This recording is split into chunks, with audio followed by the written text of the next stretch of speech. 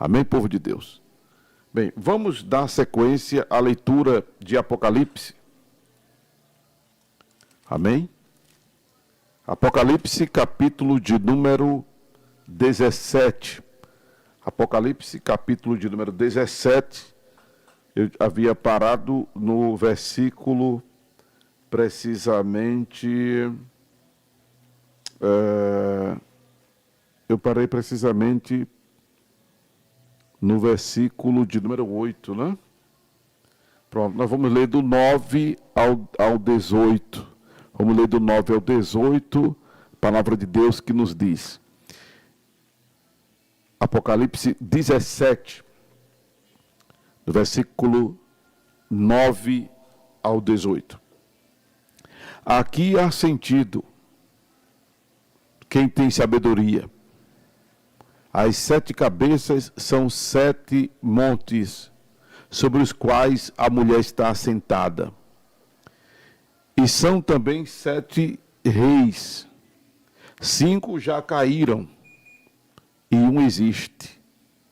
Outro ainda não é vindo, e quando vier, convém que dure um pouco de tempo. E a besta que era e já não é ela também o 8º, e é dos 7, e vai à perdição.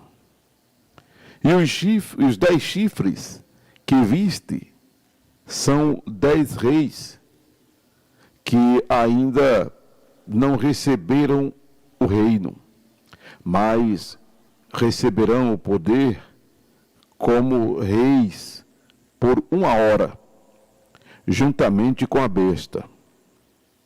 Estes têm o mesmo intento e entregarão o seu poder, a autoridade à besta. Estes combaterão contra o Cordeiro, e o Cordeiro os vencerá, porque é o Senhor dos senhores e o Rei dos reis. Vencerão os que estão com ele, chamados, eleitos e fiéis. E disse-me: as águas que viste, onde se assenta a prostituta, são povos e multidões, e nações e línguas. E os 10 chifres que viste na besta são os que aborrecerão a prostituta e a porão desolada e nua, e comerão a sua carne e a queimarão no fogo.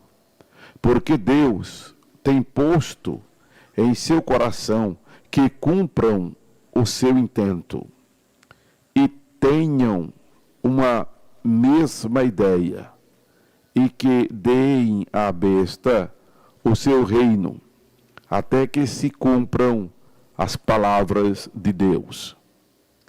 E a mulher que viste é a grande cidade que reina sobre os reis da terra.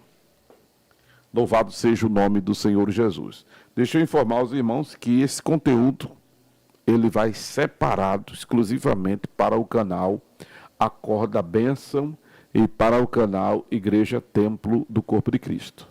Né? Amém? Louvado seja o nome de Jesus.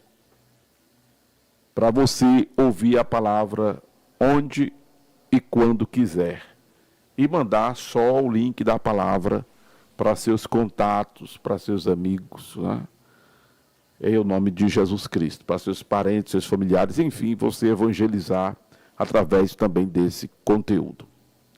Bem, voltamos ao capítulo 17 de Apocalipse, lembrando que este cenário é o cenário da grande tribulação. Eu já fiz um resumo, né, do organograma dessa linha de interpretação apocalíptica, do qual nós, evangélicos, em sua maioria, né, independente de ser pentecostal ou não, nós, na maioria, somos pré-tribulacionistas, né? Porque acreditamos que a igreja será arrebatada antes da grande tribulação. Nós somos pré-tribulacionistas, né? E nós somos, concomitantemente, pré-milenistas, porque acreditamos exatamente que a era da igreja termina no tempo da grande tribulação, com a volta de Jesus, né? E que, louvado seja Deus, o milênio será depois da grande tribulação. Louvado seja Deus. Apesar que algumas pessoas se consideram mesotribulacionistas, outras pós-tribulacionistas, outras falam do arrebatamento parcial, né? Enfim. Mas em nossa maioria nós somos quiliastas. E essa é uma harmonização teológica do segmento evangélico em sua maioria, seja, volto a dizer, pentecostal ou tradicional, né? Se bem que há denominações evangélicas que não se importam muito com esse assunto, nem mencionam isso, porque conclui que é o seguinte: como é uma coisa que vai acontecer e ninguém tem uma precisão apocalíptica, eu penso que essa é a razão, né? E são coisas que vão acontecer depois que a gente sair daqui, então não é nem interessante comentar. Eu penso que eles não tratam muito desse assunto por essa vertente, né? Mas é interessante nós lermos, estudarmos e meditarmos nesse assunto, para que nós comuniquemos às pessoas, né? Que se elas, comuniquemos às pessoas que, caso elas não sejam arrebatadas, já fiquem sabendo do que estará acontecendo e do que virá em um espaço de tempo não muito longo. Por isso que eu até vou sugerir aqui, para quem ainda não assistiu, assistir o filme Deixados para Trás, volume 1 e volume 2. Filme que dia desses eu estava assistindo um culto da igreja de um colega, e quando terminou, eu fazendo uma coisa ou outra, quando eu voltei na sala e estava passando o filme, eu até já contei aqui, e a menina desesperada, porque a mãe dela tinha sumido, ela foi procurar a mãe na igreja, e quando chegou na igreja, a igreja estava com os bancos vazios, mas tinha uma pessoa lá no banco, tinha uma pessoa na igreja. E quem era a pessoa que estava na igreja? É o pastor. Vê que bronca. Aí eu assistindo isso, meu Deus, que negócio forte. Aí assisti o filme até o fim. Eu sugiro que você assista, né? A importância é essa. E a gente está vendo nessas abordagens que eu tenho feito muito rasa. Confesso que a abordagem que eu tenho feito é muito rasa, é bem superficial, né? Mas suficiente para dar um norte a quem quer entrar dentro do assunto. A gente está observando que muita coisa que vai acontecer na grande tribulação, ela é prenunciada não pelo vaticínio apenas escriturístico, mas ela é prenunciada, não é? Por esta, eu vou chamar de sombra, que já vem causando em nosso tempo. Já vem causando em nosso tempo. A gente tem visto nessas abordagens que eu estou fazendo, que muita coisa que vai na grande tribulação está potencializada, elas já estão acontecendo. Elas já estão acontecendo. Muita coisa que vai ser potencializada, né? Na grande tribulação, elas já estão sendo uma realidade em nossos dias. Já estão sendo uma realidade em nossos dias. Então, voltando aqui ao capítulo 17, nós paramos quando eu falava da Grande Babilônia, que alguns estudiosos, não é, consideram que seja o Império Romano, e alguns estudiosos alimentam essa tese dando nomes, não é, que seja o Império Romano por conta da proeminência ainda do sistema religioso, se bem que nós temos outros sistemas religiosos tão fortes quanto o sistema católico romano. Nós temos, se bem que há uma liderança, né, do sistema religioso do Império Romano, instituído por Teodósio lá em meados do quarto século. Nós temos o islamismo, lá, temos o islamismo, que é de onde existe os muçulmanos, e tem outro segmento religioso aí com um negócio de bilhões de pessoas que seguem, né? Sistemas religiosos grandes. Bem, eu continuo naquela linha de que ninguém pode precisar nem eventos apocalípticos, ninguém pode precisar data, né, mês, dia, ano dos eventos apocalípticos, como ninguém pode também precisar que seja fulano, beltrano, religião X, religião Y. As coisas se desenham e supostamente apontam, né, para essa configuração que a gente tem, inclusive, em nossos dias. Mas não esqueçamos, e me vem ao coração agora, nas epístolas, Paulo diz que os falsos profetas saem do nosso meio. Veja que como isso é intrigante, que os falsos profetas saem do nosso meio. Eles não estão lá fora, eles saem do nosso meio. Aí veja que é complicado, né? Veja que é complicado isso. Não é?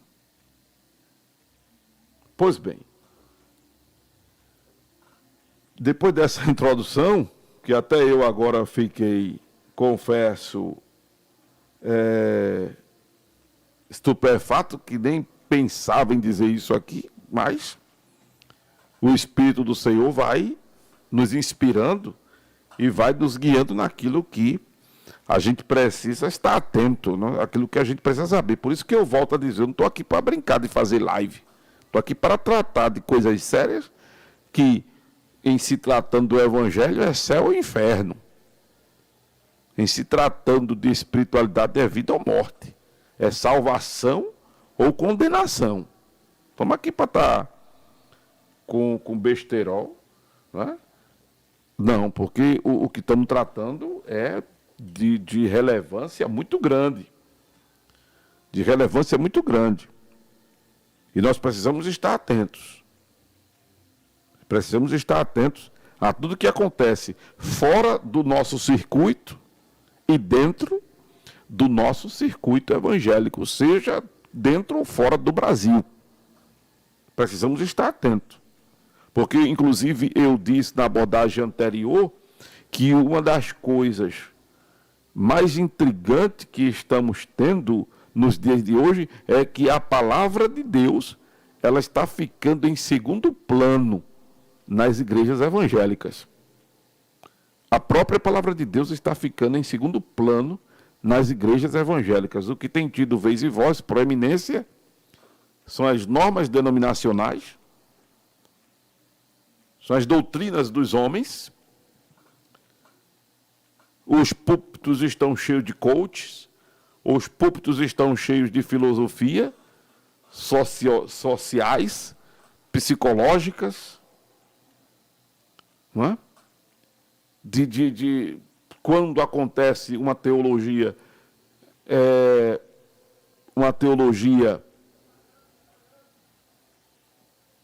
que puxa a brasa para a sardinha da denominação, e menos Bíblia. E menos Bíblia. E quando eu falo de Bíblia, eu não estou falando de citação de versículo, não. Estou falando do debulhar destes versículos. Estou falando do debulhar desses versículos. Então, é algo realmente muito intrigante e perigoso que nós estamos vivenciando. Não é? É complicada a situação.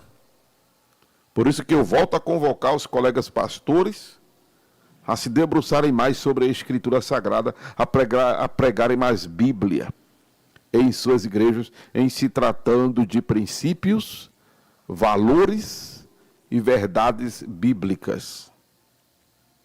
Princípios, valores e verdades bíblicas. Parar de estar querendo que o povo esteja só dando glória, parar de querer ver o povo animado, o que supostamente é o povo cheio do Espírito, é o povo alegrado, é o povo, enfim, impactado. Não. O que vai gerar impacto, o que vai gerar consciência cristã, o que vai gerar qualidade de vida, né? O que vai deixar-nos cheio do Espírito, é exatamente o confrontar dessa nossa relação com a palavra, com o Senhor, de maneiras que a nossa vida ela é impactada. Deixa eu contar aqui rapidinho, eu vou voltar aqui a Apocalipse, mas deixa eu contar falando isso de uma experiência que eu tenho vivido esses dias. Eu, pela misericórdia de Deus, vou completar 41 anos de fé. Vou completar 41 anos de fé agora em 2026. Em dezembro de 2026 eu completo 41 anos de fé. Me converti aos 15 anos de idade. Sempre jejuei, sempre orei. E uma experiência que eu estou vivendo nesses 11 dias que eu estou numa campanha de jejum por umas questões de ordem pessoal, duas coisas começaram a ser trabalhadas em mim. Duas coisas começaram a ser trabalhadas em mim. E aí eu percebi que esse trabalhar na minha mente é fruto desses, pela misericórdia, 11 dias de jejum. Lembra que eu falei sobre línguas estranhas dia desses, ou em abordagens anteriores a esta, que quem fala em línguas, sempre quem fala em línguas espirituais, né, chamada língua dos anjos, línguas estranhas, quem fala sob inspiração divina, sempre é levado a uma consciência. A consciência de pecaminosidade, consciência de arrependimento, consciência de santificação, é levado a uma dimensão dessa. O desejo de orar, é despertado o desejo de ler a palavra, é o desejo de ganhar almas, é sempre levado a uma dimensão espiritual. Pois bem, nesses 11 dias de jejum, claro que 11 dias está se fazendo agora, mas foi antes disso, né? Nesse período que eu estou fazendo de jejum aí até, eu estabeleci 19 dias, mas eu acho que vai para 23 dias. Eu acho que vai para 23 dias. Duas coisas estavam sendo trabalhadas na minha mente. Duas coisas estavam sendo trabalhadas na minha mente. E muito profundo, e muito importante, e muito significante isso para mim, e muito transformador isso para a minha vida. Isso é efeito do jejum, efeito da palavra que eu estou ministrando. Minha vida vem sendo impactada. Minha vida vem sendo impactada. Claro que a decisão final sempre será minha. A decisão final sempre será sua.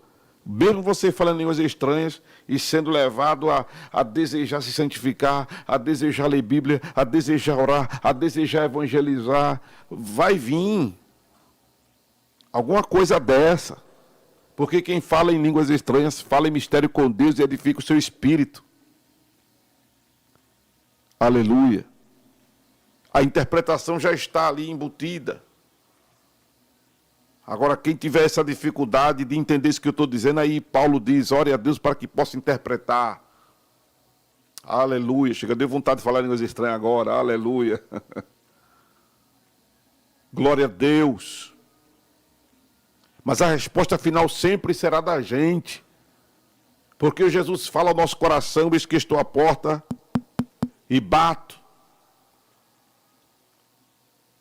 Mas a resposta final sempre é do ser humano. A resposta final sempre será sua, meu querido. A resposta final sempre será sua, minha querida. Deus não vai pegar você a pulso. Deus não vai fazer de você um fantoche, uma marionete. Eu estava dia das mães com a minha avó de 103 anos, que a senilidade, a senescência, está tudo instalado já dela, são 103 anos. E a bichinha cansadinha e baixava a cabeça. Aí o pessoal queria tirar foto com ela, com a cabeça, queria pegar ela com os olhos abertos. Eu vou estar cansada. Aí uma pessoa ficava segurando a cabeça, outra segurando o queixo. Eu digo, oxe, é uma marionete. Né? Brincando com o pessoal da família. É a marionete. Um segura a cabeça, outro segura o queixo, outro fica, oh meu Deus, tira a mão.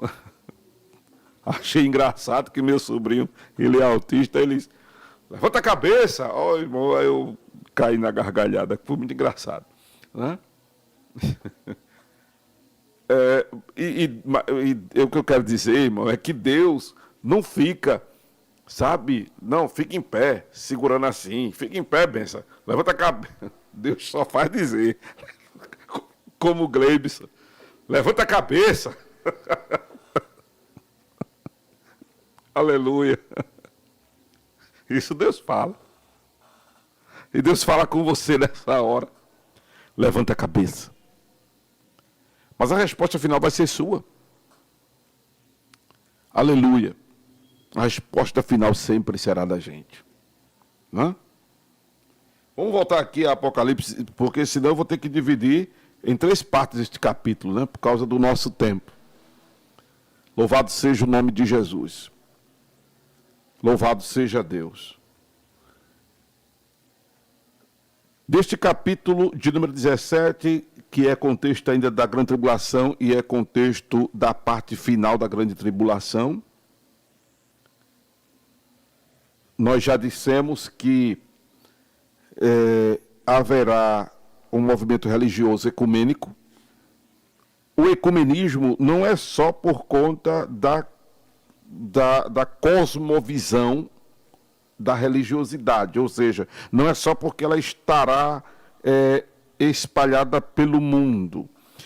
O ecumenismo se dará por conta do sincretismo religioso, diferente do ecumenismo protestante que eu falo sempre, que foi o movimento que gerou o que a gente conhece hoje como evangélicos.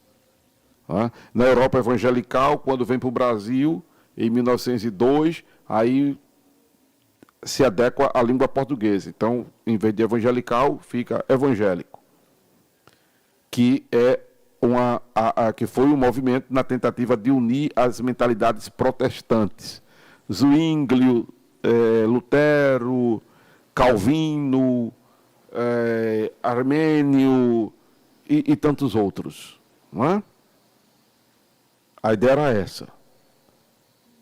Teve a Reforma Protestante, século XVI, início do século XX, o movimento evangelical, que é de onde surgem as igrejas evangélicas, que se distancia das igrejas reformistas que eu mencionei na abordagem anterior. Não é? Importante escutar aí a abordagem de Apocalipse 17, parte 1, e Apocalipse 16, parte... Eu acho que Apocalipse 16 eu dividi em duas partes também, não sei, mas assiste as outras. O ecumenismo vai se dar não por conta dessa dimensão cosmológica, mas por conta do sincretismo religioso, né? Liderado pela besta que surge do mar, que é o poder político, e a besta que surge da terra, que é o poder religioso, que até então estará a serviço da besta que surgiu da terra. A besta que surge do mar, ela estará a serviço da besta que surgiu da terra, porque é a besta que surgiu da terra que tem o poder. É a besta que surgiu da terra que tem o poder, que é um cidadão político, né? A besta que surgiu do mar, ela estará a serviço dele. E aí a coisa mais na frente depois desanda. A gente vê aqui nesse próprio capítulo 17 que as coisas, a relação entre eles desandam, não que haja uma conversão, não, é porque já atendeu os seus interesses, fez com que as mentes se convergessem para a adoração ao anticristo. Aí depois, agora, ele cuida de destruir, né? De acabar com a besta que surgiu do mar. Que essa besta que surge do mar, com essa meretriz, que é a mãe das prostituições e abominações, a grande Babilônia, estamos falando do mesmo sistema. Estamos falando do mesmo sistema religioso. Né? Estamos falando da mesma religião falsa, que envolve feitiçaria, astrologia, que se rebela contra Deus, que é falsa em sua doutrina, né? Que é falsa em sua liturgia, que é falsa em todos os sentidos e aspectos, porque vai na via contrária aos princípios estabelecidos pelo divino. Esse sistema religioso aliado ao sistema político mundial, que perseguirá, né, todos os que se decidirem para Cristo, mesmo depois da igreja ter sido arrebatada, porque atentarão para o que lhes fora pregado antes da igreja ser arrebatada. Como eu estou dizendo isso aqui agora, se bem que eu já disse, como eu disse agora há pouco, né? A gente vai na inspiração divina. Eu tinha deixado uma mensagem aqui para quem ficar, mas eu penso que até na grande tribulação, materiais como esse, nas nuvens, o diabo vai derrubar. Porque é tema de uma abordagem que eu coloquei aí, que está lá no YouTube, Acorda a Bênção, dessas ministrações. Tudo que é e que for de ameaça para o inimigo das nossas almas, ele investe para destruir. Se você é uma ameaça para Satanás, ele investe para lhe destruir sua vida. O que é de ameaça a Satanás, ele investe para destruir. Por isso que você passa por luta, por prova, por dificuldade. O inimigo tenta tirar teu chão, fazer o mundo desabar sobre a tua cabeça, porque tu é ameaça para ele. Se tu é um cristão mão no arado, a pessoa que está ocupada na obra, investindo na obra, tempo, recurso, habilidade, o diabo ele não brinca contigo, não. Ele se importa, ele se incomoda, e o negócio dele é te destruir. Agora, quando o crente é um crente ocioso, não está, né, assim, envolvido com a implantação do reino de Deus na terra, aí é farinha do mesmo saco do diabo. Tu fica com raiva de mim, não. Mas é a verdade. Porque não incomoda Satanás em nada. O ser humano que não incomoda Satanás em nada é farinha do mesmo saco com ele, irmão. É bronca. É bronca. Por isso que Deus quer que nós sejamos compromissados com a obra. Seja um cristão compromissado com a obra. Enfim. Há pessoas que estarão atentas aos passos do anticristo, por conta de pregações como esta, que ainda assim ficarão, porque não se converterão a Cristo, antes do arrebatamento da igreja, adentrarão na grande tribulação, porque a grande tribulação se desencadeia a partir do arrebatamento da igreja, e aí vão se atinar para os passo a passos do inimigo. Aí vão, né, algumas vão dizer, não, epa, tem coisa errada aí. Bem que o pastor Amaro falou, bem que o pastor fulano falou, bem que o pregador fulano falou, bem que o pregador ciclano falou. Infelizmente, muitos não vão ser arrebatados, né? Como eu espero ser arrebatado, meu Deus. Amém, irmão? Eu espero. Se eu estiver vivo, por ocasião da vinda, eu espero ser arrebatado. Para não me parecer como o personagem lá do filme, que o irmão disse aqui para mim, Deixados para Trás, é uma trilogia. São 3 filmes, eu não sabia, né? Tem 1, 2 e 3, né, irmão? Olha aí. Tá vendo? É forte. Assiste, irmão, esse filme. Deixados para Trás. Eu acho que eu só assisti o volume 1 e 2, varão. Eu assisti o 3. Misericórdia, é forte. O 2 foi forte. O 3 é que vai ser tremendo mesmo, né? Então é isso. É muito, muito, muito, muito bacana esse filme. São coisas que trazem edificação, sabe? Coisas que trazem edificação. Pois bem, a besta, que tem, é muita besta que aparece aqui. Louvado. Porque tem a que saiu do mar, a da terra, e tem a besta que é a do abismo. A besta que é do abismo. Que é interpretada como o anticristo, propriamente dito.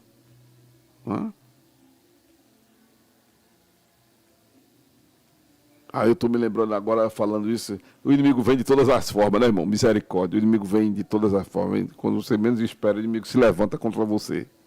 É bronca. Enfim. Observe o que diz o versículo 8.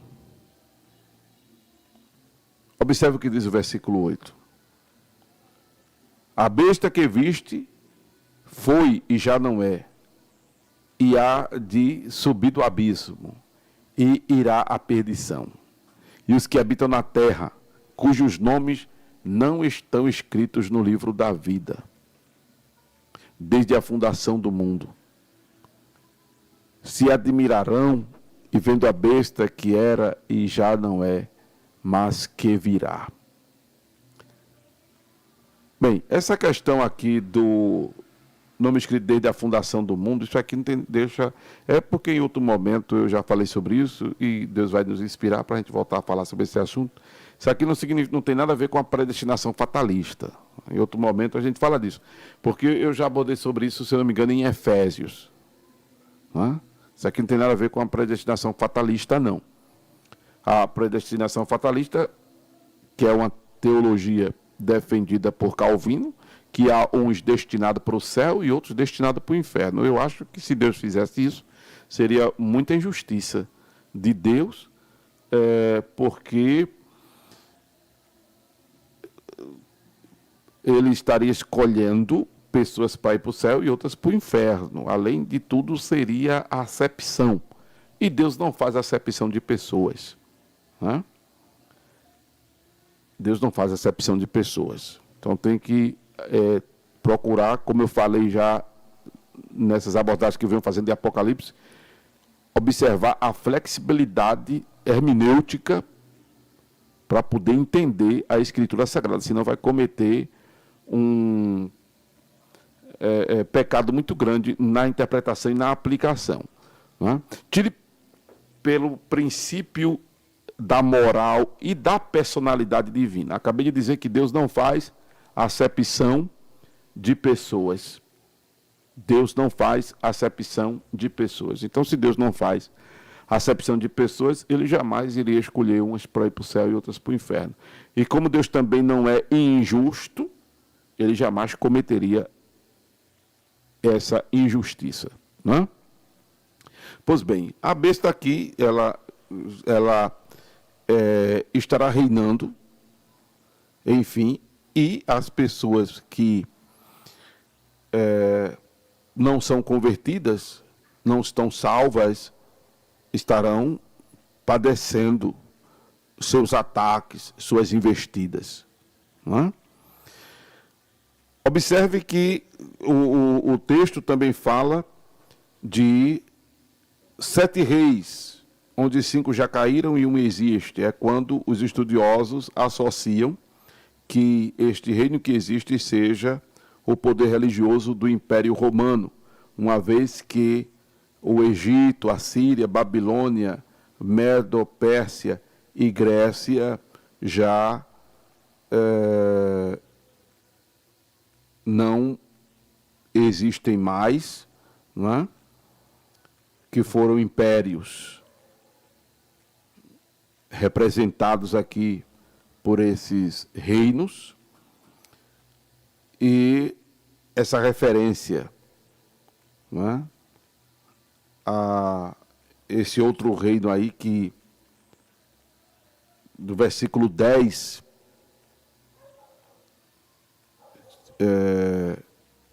que existe, seja o poder religioso do Império Romano, que ainda, por incrível que pareça, existe, né? E todos já sabem a que se refere.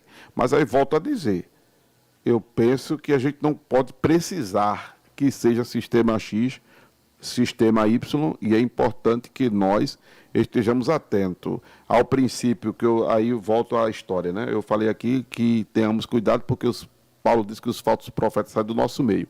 Aí você disse, sim, pastor, mas o Teodósio não sistematizou o cristianismo, religião do império, a partir da doutrina apostólica? Não, não foi a partir da doutrina apostólica. Havia a doutrina apostólica e havia a religião do império. Então, ele estabelece a religião do império como sendo a religião oficial, que aí ele dá o nome de cristianismo, porém em detrimento à doutrina dos apóstolos. A era apostólica se encerra, não apenas com a morte dos apóstolos, mas a era apostólica se encerra com a abolição da doutrina apostólica, que é quando surge a adoração ao imperador, a adoração à imagem de escultura, as novenas e as invencionices que existem até hoje. Mesmo com a reforma protestante, que não aboliu o sistema religioso do Império Romano. E que, diga-se de passagem, muita coisa ainda existe dentro das próprias igrejas reformistas e dentro de algumas igrejas evangélicas, como o confessionário, por exemplo. Enfim, vamos para frente. Aí temos que estar atento a isso. Mas, segundo os estudiosos, o Império Romano, com a sua religiosidade, representa os pés de ferro e de barro da imagem que Daniel teve na visão, que são estados nacionalistas que surgiram após a queda do Império Romano até o tempo presente. Quando fala do reino oitavo, que é basicamente o mesmo, a besta que era e já não é, e ela é também o oitavo, e é do 7, e vai à perdição, isso é uma referência à continuidade do sistema. Isso é uma referência à continuidade do sistema. E quem está dizendo não sou eu, não. Quem diz isso são os estudiosos, né? Que tem mais ferramenta arqueológica, linguística, gramatical, enfim. Por isso que eu, no meu conhecimento teológico, asseguro que ninguém pode precisar. Asseguro que ninguém pode precisar. Porque me lembro agora de uma experiência de Davi. Com o filho dele. Davi disse: rapaz, se fosse um inimigo, eu até ficava tranquilo, porque é o inimigo. O inimigo é inimigo. Mas és tu, igual a mim, que pões a mão no prato comigo, te levantas contra mim. Entende, amados? Então, quando é de fora, já sabe, de fora não espera coisa boa de quem é de fora, não. Você espera alguma coisa boa do mundo? O mundo jaz no maligno. A tendência do mundo é ir de mal a pior. O que é espantoso é o que é de dentro do segmento evangélico. Está entendendo? É o cara que se diz pastor com heresia, se diz bispo com heresia, se diz apóstolo com heresia. Não é? O complicado é isso. É quem é de fora. O que é que você espera que um pai de santo, um babalorixá, seja a favor da palavra de Deus? Não vai ser. Você espera que um maometano fale a palavra de Deus? Que fale coisas boas da Bíblia? Não vai falar. Um mormonista fale coisas boas da Bíblia Sagrada que nós evangélicos usamos? Não vai falar. Agora, uma pessoa que se diz cristã, evangélica, protestante, que tem a palavra de Deus, o conteúdo canônico, de Gênesis a Malaquias, tirando os apócrifos, de Mateus a Apocalipse, o cara se levanta contra esta palavra, aí você fica, não é? Estupefato. Aí isso é espantoso. Então, vamos ver esse outro lado da moeda.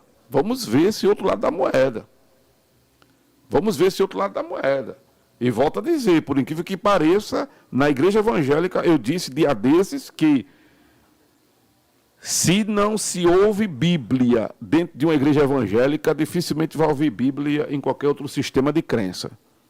O grande conflito, ou o que é mais intrigante, é que a própria Bíblia Sagrada está sendo secundarizada em nossas igrejas evangélicas. Não estou falando do uso do celular, do tablet, para o cara ler o seu sermão, citar o versículo. Não estou falando disso, não. Eu estou falando da ausência de Bíblia conteúdo.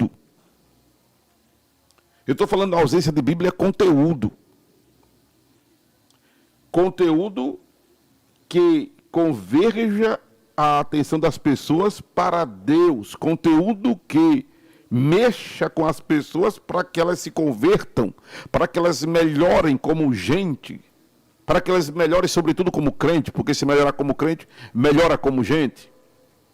Para que elas estreitem a sua relação com Deus. É disso que eu estou falando. É disso que eu estou falando. Tem muita gente se intitulando aí profeta de Deus, porque eu profetizo para a tua vida, porque eu impetro a bênção tal, eu sou profeta de Deus para a tua vida. Meu irmão,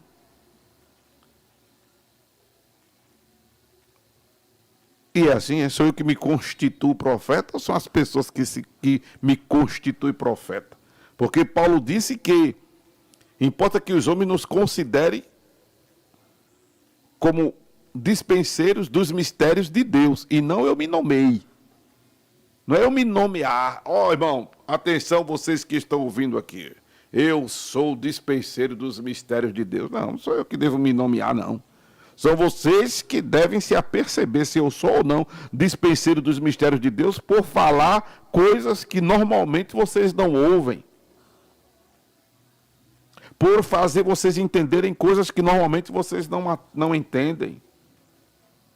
Ajudar vocês a compreenderem o que numa leitura que vocês fazem da Bíblia, vocês de repente não compreendem. Eu fico pensando nessa bancada que chama como é bancada evangélica, né? Nos parlamentos estaduais, no federal, no Senado. Cadê os profetas de Deus que não aparecem lá? É um bando de evangélico, tudo com o rabo preso, que deveriam estar usando da Bíblia para combater a corrupção, a criminalidade, a pornografia, a injustiça social e as coisas erradas que tem em nosso país. Os líderes de igrejas que têm um poder político, né, no sentido de receber um governador, de receber um presidente, de receber um prefeito. Cadê esses pastores para chegar para esse pessoal e dizer, o que vocês estão fazendo no aspecto moral e social está errado? Mas não. É tudo rabo preso, porque ganha dinheiro, principalmente nessa época de política. As ovelhas são comercializadas como cabeça de gado, porque é voto, né? Então, fica complicado, né, irmãos? Fica complicado. Enfim, vamos voltar aqui para Apocalipse 17. Eita glória! Louvado seja o nome do Senhor Jesus. Eu quero terminar esta abordagem, que não impede de eu voltar para ela, no decorrer da nossa leitura sistemática aqui de Apocalipse, não é? Para dizer que, louvado seja o nome do Senhor Jesus, nós precisamos vigiar. Pronto, é essa a palavra. Como disse os irmãos uma vez a mim, é por aqui, como é? E não mais adiante. Uma vez eu escutei o irmão dizer, é por aqui, não mais adiante. Pronto. A inspiração que eu recebi para agora foi até aqui, não mais adiante. Nada impede de voltarmos ao capítulo 17 de Apocalipse. Amém? Que Deus abençoe a sua vida. Se esta palavra não mexeu com você, o que você ouviu foi a voz de Amaro Correia, o pastor que vos fala. Mas se essa palavra mexeu com você, lhe impactou, abriu seus olhos, lhe despertou, fez você pelo menos refletir, o que você ouviu foi a voz de Deus, a voz do divino.